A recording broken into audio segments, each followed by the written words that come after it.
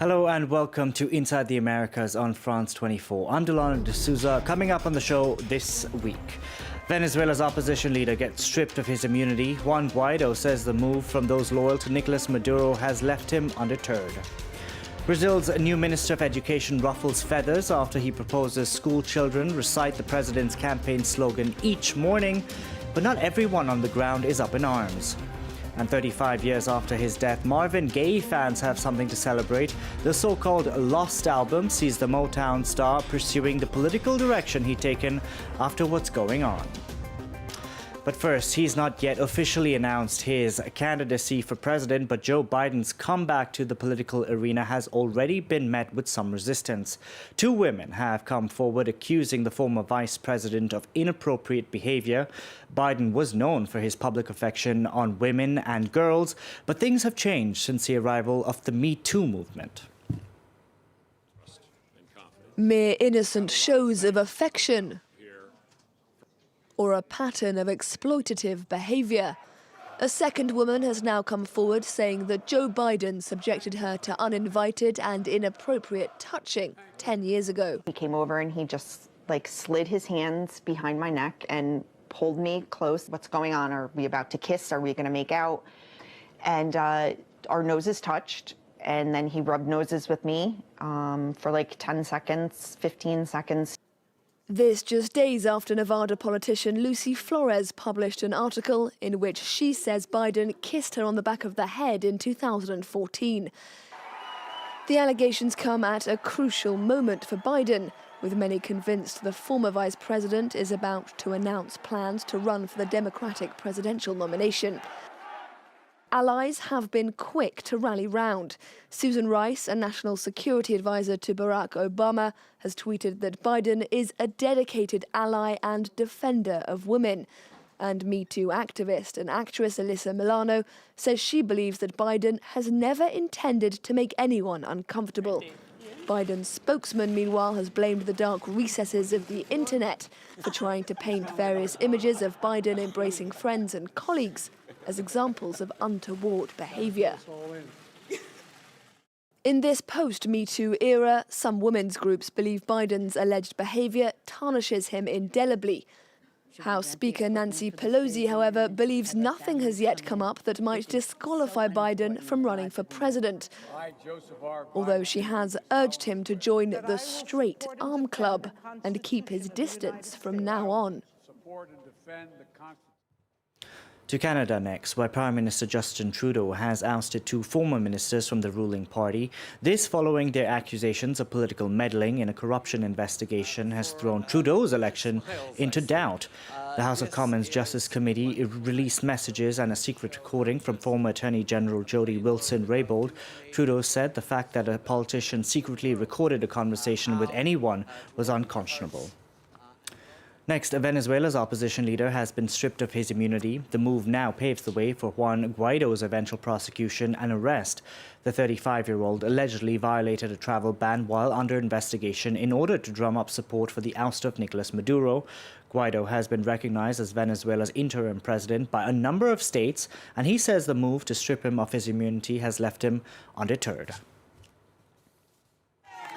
Stripped of his parliamentary immunity, a defiant Juan Guaido vowed to keep fighting against Nicolas Maduro's regime. They think that by persecuting our political party and our fellow legislators, they're going to stop us. Obviously, they're wrong. The people of Venezuela are determined, and nothing is going to stop us. Venezuela's Constituent Assembly voted unanimously to remove Guaido's parliamentary immunity on Tuesday after the opposition leader violated a court order barring him from leaving the country. Guaido dismissed this as a political move and questioned the legitimacy of the legal body behind the decision. Venezuela's Constituent Assembly was created 2 years ago to replace the opposition-controlled National Assembly and is entirely made up of Maduro loyalists. Tuesday's vote was the latest attempt by Venezuelan authorities to pile pressure on Juan Guaido, but the young opposition leader can count on considerable support abroad, with around 50 countries, including the US, recognizing him as Venezuela's legitimate president. The Trump administration has repeatedly warned Maduro's government of severe consequences if Guaido was harmed. Always, all options are on the table. Brazil's new Minister of Education caused an outcry among some when he proposed that school children recite President Jair Bolsonaro's campaign slogan each morning. But plenty of other Brazilians are happy to see more conservatism in schools.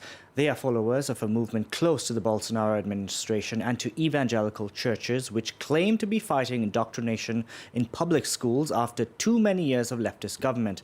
France 24 correspondents on the ground filed this report.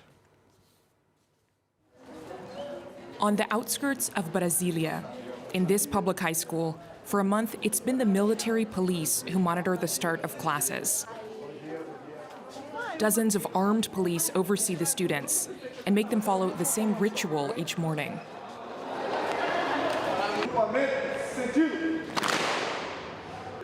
Military discipline in government-run institutions was a campaign promise of President Bolsonaro. This model is now implemented in a dozen schools throughout the country. Whether it's the students or the parents, there has been a very positive feedback about our presence. In terms of discipline, student behavior in the classroom, we have very positive results. Cases of aggression, incivility, and drug use have drastically decreased. This teacher was first skeptical, but quickly reassured.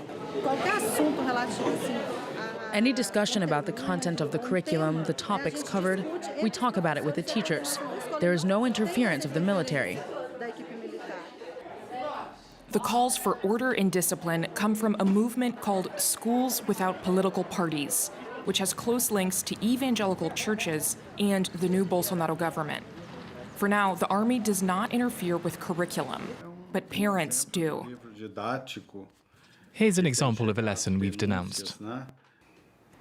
The president of the Parents Association in this city believes Brazilian schools suffered leftist indoctrination under 13 years of Workers' Party presidencies. The more you put students in touch with the civic culture of the military, the more it gives them a filter. We need students to filter the exaggerations that appear in the curriculum and in the teachers' lessons. It's an ideological cleansing of lessons from teachers like EDUARDO PRESTES MASSENA.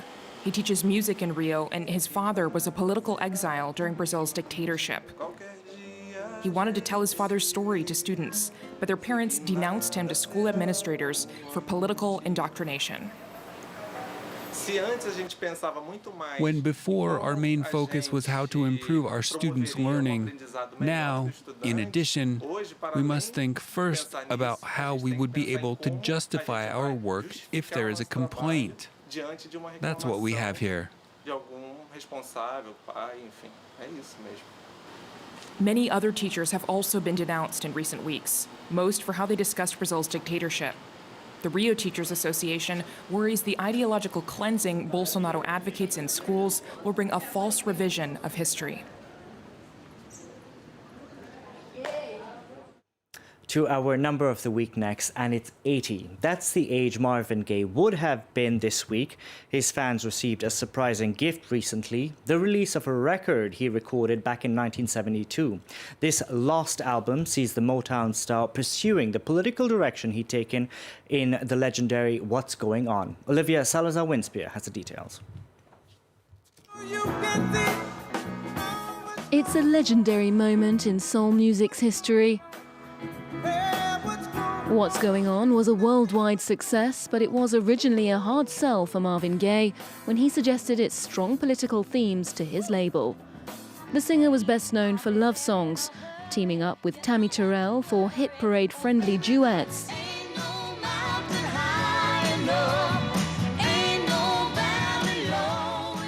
But in 1970, Gaye had a message he needed to get through. Shocked by the violent repression of the Civil Rights March in Berkeley in 1967, urban poverty and the ongoing war in Vietnam, He went head-to-head with the people at Motown. Berry Gordy, the boss at Motown, wasn't very keen on having his artists release this sort of song because Marvin Gaye was known for love songs, romantic duets and this sort of political song. Well, he tried to block its release, and in terms of the concept, dedicating a whole album to political social issues, it was totally new. The gamble paid off.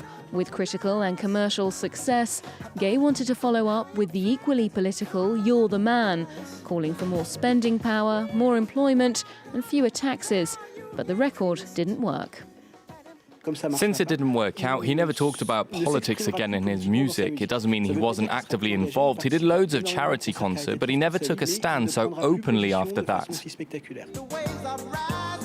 Returning to more romantic themes, Marvin Gaye enjoyed success as a crossover pop, R&B and disco artist until his tragic death in 1984, shot by his father during a domestic dispute, and plunging the music industry into mourning. 35 years later, his pacifist musings still resonate with fans, eager to discover a new album from his golden age. Now, if you're a music fan, and specifically a rock and roll fan, well, the Met in New York City has something just for you. An exhibit called Play It Loud will be running for the next 6 months. It's the first time an art museum has dedicated a show solely to the iconic instruments of rock and roll. Over 130 instruments used by everyone from Jimi Hendrix to Sheryl Crow and even the Beatles will be on display. That's it for this edition of Inside the Americas. From all of us on the team, thank you very much for watching.